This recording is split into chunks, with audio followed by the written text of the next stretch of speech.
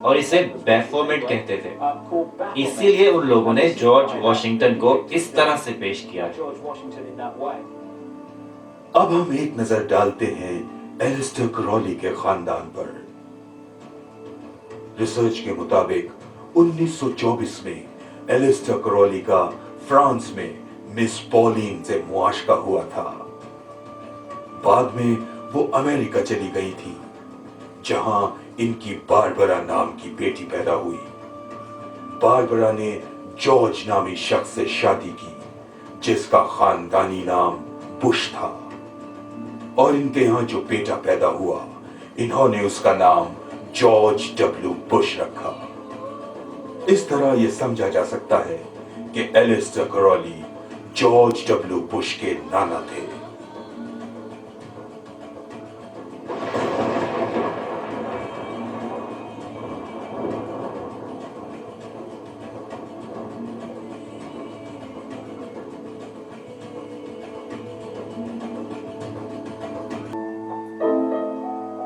کچھ لوگوں کی رائے میں ایلسٹر کرالی سابق امریکی صدر جارج ڈبلیو بش کے نانا تھے جس کا خاندانی پس منظر مشکوک نظر آتا ہے.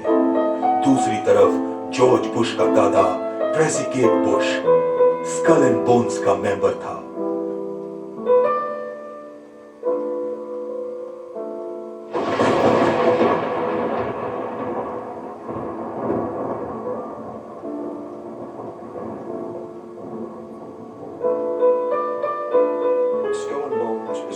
اسکل اینڈ بونز تنظیم نوجوانوں کو اپنے دائرے میں لا کر انہیں اپنے مقاصد میں استعمال کرتی ہے. پھر انہیں ٹریننگ دی جاتی ہے تاکہ خفیہ تنظیم کے ایجنڈے پر عمل درآمد کرایا جا سکے. اس لیے انہیں اعلیٰ عہدے دیے جاتے ہیں. اسکل اینڈ بونز کے ممبران کو کیمرے کے پیچھے تعینات کرنے کی وسعت بہت زیادہ ہے. اسکل اینڈ بونز سوسائٹی علیحدگی میں کام نہیں کرتی بلکہ امریکہ میں پھیلے ہوئے ان کے جال کا حصہ ہے. امریکی صدور ووٹ کے ذریعے منتخب نہیں ہوتے بلکہ خون کے رشتوں کی بنیاد پر چنے جاتے ہیں.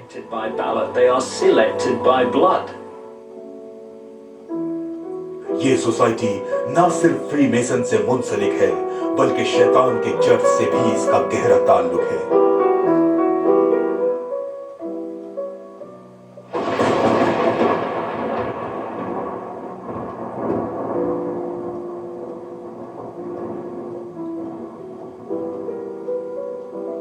اسکل اینڈ بونز سوسائٹی اعلیٰ نسل کے امریکیوں کے لیے بہت اہمیت رکھتی ہے.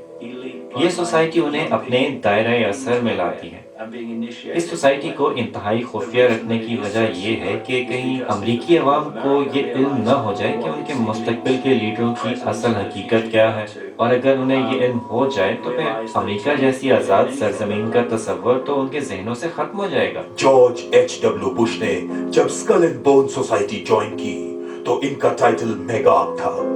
یہ ٹائٹل دنیا کی تباہی کی کہانی کے لیے رکھا ہے جس نے اس تباہی میں اہم کردار ادا کیا تھا.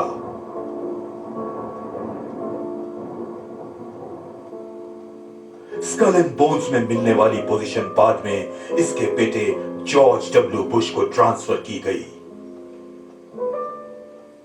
آپ دونوں خفیہ سوسائٹی اسکل اینڈ بونز میں تھے. یہ خفیہ ہے، اس کے بارے میں بات نہیں کی جا سکتی. امریکہ کے لیے اس کی کیا اہمیت ہے؟ سازشوں پر یقین رکھنے والے تو یہ سن کر خوش ہو جائیں. مجھے یقین ہے وہ شدید رد عمل ظاہر کریں گے.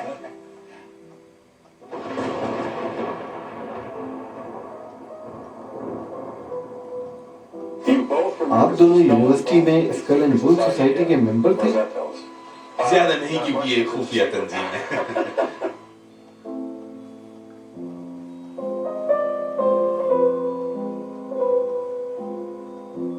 اس طرح بش فیملی کی 3 پشتیں اس کالے جادو کی بدنام تنظیم کی ممبر رہی ہیں.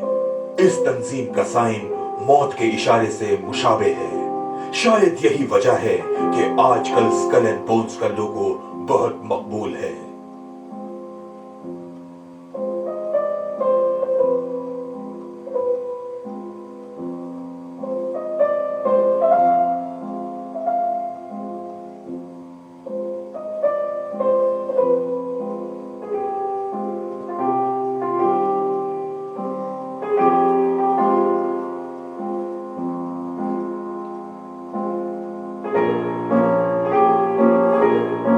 हमें मजीद किसी सबूत की जरूरत है कि दुनिया में ताकतवर तरीन अफराद का शैतानी एजेंडा क्या है। यहूदियों की किताब में बच्चों की कुर्बानी देने की ममानियत की गई या उन्हें देवता को खुश करने के लिए आग में जलाने से भी मना किया गया। Back in the ancient world, these Phoenician, Canaanite, ज़माने कदीम में बाबुल और किनान के हुक्मरानों में मूलक देवता की पूजा की जाती थी और उसकी खुशनुदी के लिए कुर्बानियां भी दी जाती थीं। ये वो देवता था जिसका लिंक नमरूद से मिलता था और इसका जिक्र तारीख में बार बार मिलता है। उस जमाने में ये लोग देवता के लिए बच्चों की कुर्बानियां दिया करते थे। यहूदियों की मुकद्दस किताब के मुताबिक उनके पैगंबर ने बच्चों की कुर्बानी की मजम्मत की थी। ये लोग बच्चों को अंगारों से भी गुजारते थे। खुफिया सोसाइटियों में हमें जो रस्मात नजर आती हैं वो सदियों पुरानी रस्मात से मिलती जुलती हैं। आप जो ये सब कुछ देख रहे हैं, इनमें लंबे लंबे चोगे पहने हुए लोग जो नजर आ रहे हैं वो इंतहाई अहम ओहदों पर फायज हैं और इन सब लोगों के पीछे आप 40 फुट बुलंद उल्लू का मुजस्मा भी देख रहे होंगे। कदीम जमाने में मूलक देवता की शक्ल उल्लू से मुशाबे थी जिसकी काफिर पूजा किया करते थे। बैफोमेट की तरह मूलक भी शैतान का ही एक रूप था। सन 2000 में जर्नलिस्ट एलेक्स जॉन्स ने दुनिया के इंतहाई खुफिया राजों से पर्दा उठाया था। जनूबी कैलिफोर्निया में बोहेमियन क्लब का हेडक्वार्टर है जिसे बोहेमियन ग्रुप का नाम भी दिया जाता है। इस जगह को बाहर से देखा जाए तो ऐसा लगता है कि ये पुरफिजा मकाम अमन और सुकून के मुतलाशी अफराद के लिए बेहतरीन जगह होगी। एलेक्स जॉन्स खुफिया कैमरे लगाकर इस पुरसुकून जगह में दाखिल होने में कामयाब हो गया और वहां क्या कुछ होता है इसका सुराग लगा लिया। ये बात काबिल जिक्र है कि इस पुरफिजा मकाम पर आराम करने के लिए बड़े कारोबारी इदारों के सीईओज, अमरीकी सदूर और दीगर अहम शख्सियात मौजूद रहती हैं। 1967 में ली जाने वाली इस तस्वीर में आप देख सकते हैं कि रोनाल्ड रेगन और रिचर्ड निक्सन इक्तिदार में आने से पहले या बाद में इस पुरफिजा मकाम पर आते थे। ये इस बात का सबूत है कि इस क्लब के मेंबरान किसी न किसी आला ओहदे पर मुकर्रर किए जाएंगे। सोचने की बात यह है कि ऐसी क्या बात है इस क्लब में कि हर अहम अमरीकी शख्सियत इस जगह हर साल आती है। एक ऐसी रस्म जिसमें हर कोई शिरकत करने का एतराफ करता है। इस रस्म में गम और फिक्र को नजरे आतिश किया जाता है। इसका मतलब ये लिया जाता है कि तमाम गम और फिक्र से छुटकारा हासिल हो गया है। एलेक्स जॉन्स की ये फुटेज जो आपको दिखाई जा रही है ये कमजोर दिल रखने वालों के लिए नहीं है, लेकिन इससे ये बात वाज़ेह होती है कि शैतान और आलमी लीडरों के दरमियान रवाबित कितने गहरे हैं और ये लोग शैतान के मर्तबे को बुलंद करने के लिए बहुत ज्यादा कमिटेड हैं।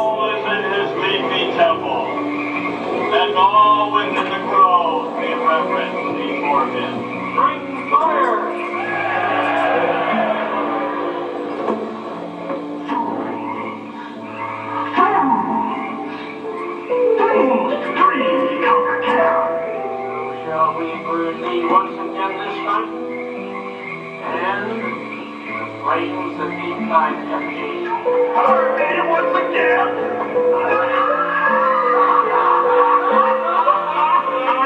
Not the thieves' flame, which hither ye have brought from regions where I reign. Ye fools and priests, I spit upon your fire.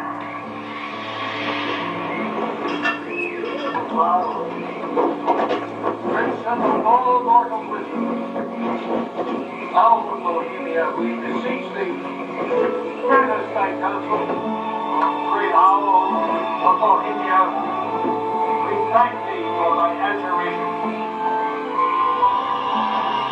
Begone, dull air, fire shall have its will of thee. Once again, midsummer sets us free.